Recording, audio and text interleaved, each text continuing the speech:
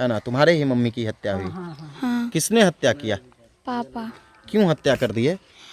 मेरी एक फूआ है, उनकी मतलब उनकी फुफेरी बहन जो मेरी फूआ लगती है, उनके साथ मेरे पापा का अफेयर चल रहा था। अच्छा। इसी कारण हत्या कर दिया और बहुत सारे रीज़न है।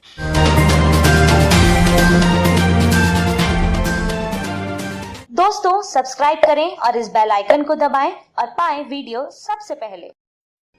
समाज में कुछ ऐसे भी हैवान पति हैं जो पति और पत्नी के रिश्ते को कलंकित करते हैं।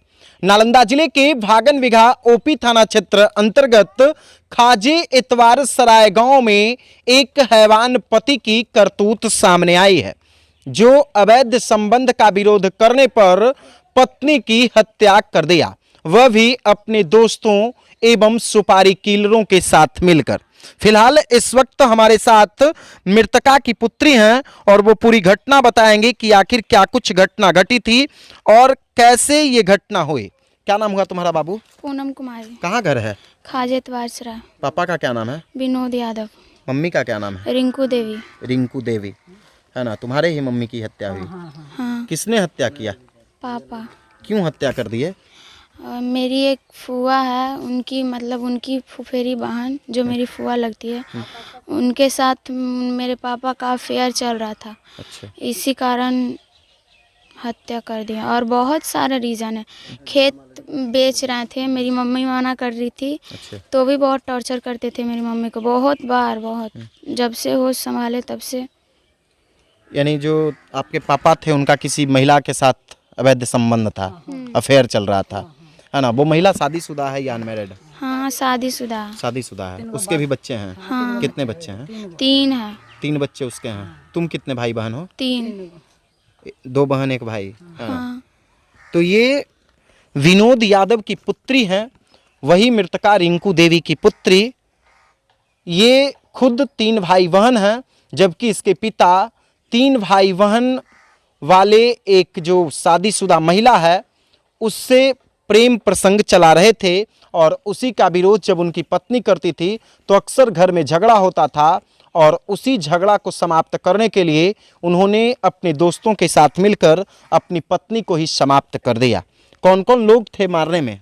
पापा अकेले मार रहे थे कि और भी लोग थे? पापा थे, सिट्टू यादव, जस्सू यादव और कान भरती थी मेरे पापा के। ज़्यादातर मतलब बहकावा जो होता है ना, वही मेरी चाची करती थी और अच्छा।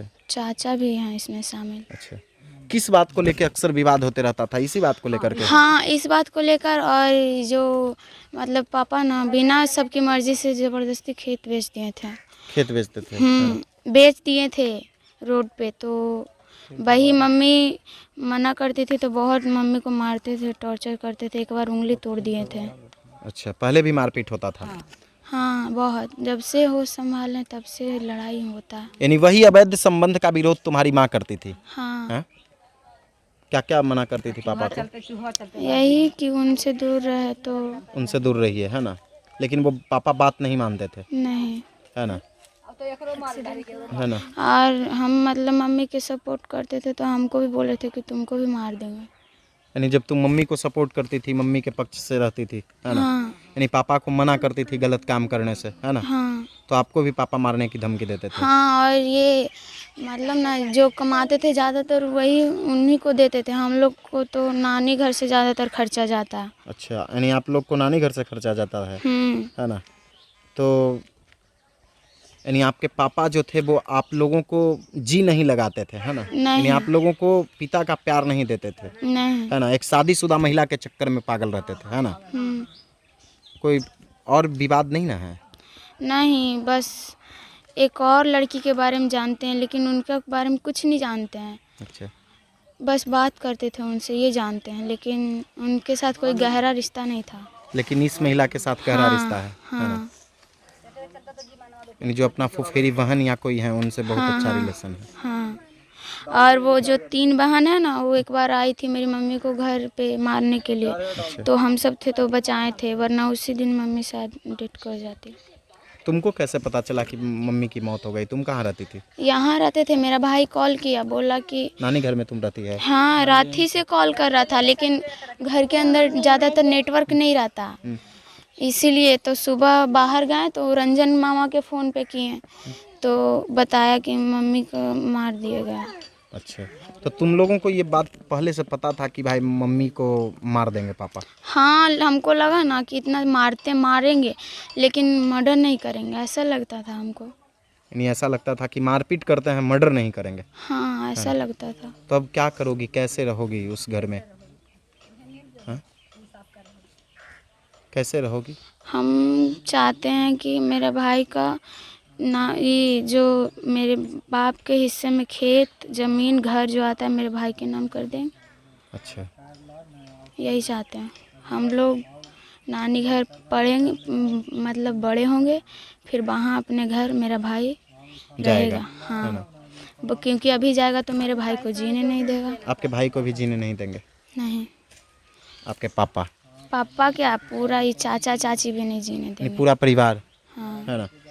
और ये मतलब कि एक बार तो 15-20 दिन पहले, हम यहाँ आने से पहले मेरा भी खून हो जाता, मतलब मेरी मामी यहाँ लाई तो हम बचे हुए हैं। अच्छा, क्या होता?